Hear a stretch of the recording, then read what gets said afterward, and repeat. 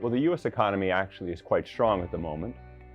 We've seen strong GDP, a relatively benign earnings season, good employment metrics, but a slight increase in U.S. unemployment and a little bit of weakness in rate-sensitive parts of the market, the housing sector, lower-end consumer financing, credit financing. So we're seeing sort of a generally good economy, but some slight signs of weakness. On monetary policy, well, thankfully, we are starting to see evidence that inflation is getting under control. It is not near where the Fed wants it to be yet, but they've made a lot of progress on bringing inflation down.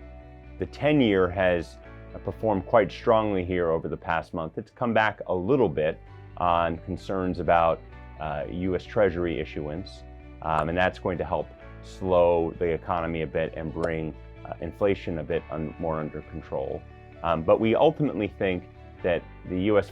Central Bank is closer to the end of the rate cycle, probably done, if not maybe one more rate increase, and that's a good setup, we think, for stocks. If we are close to the end of the rate cycle, then ultimately valuations can stabilize, and if we are in a generally good economy, then earnings growth will be, we believe, positive, and we see subsectors in the U.S. economy where there's actually going to be very good strength, in particular technology stocks, and even more specifically, smaller and mid-cap technology stocks we are quite optimistic on.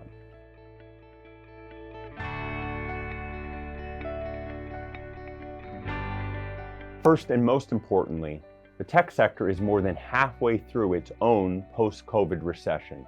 Tech did very well during COVID because, of course, demands for technology soared as we were all forced into our homes and had to deal with the challenges of the pandemic, and that increased demand for technology things, software, hardware, etc.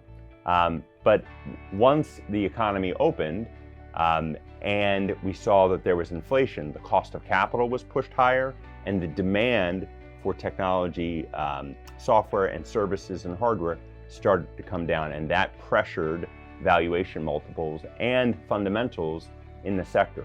In response, the sector participants worked hard to get costs under control, and now thankfully we were starting to see signs of stabilization in tech demand.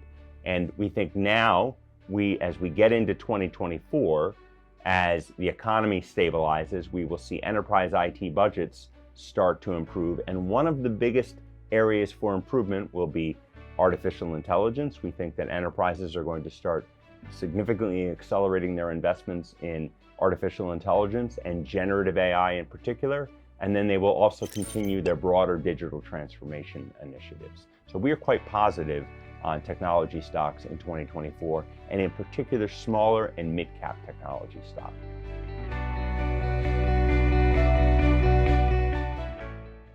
投资一定有风险，基金投资有赚有赔，申购前应详阅公开说明书。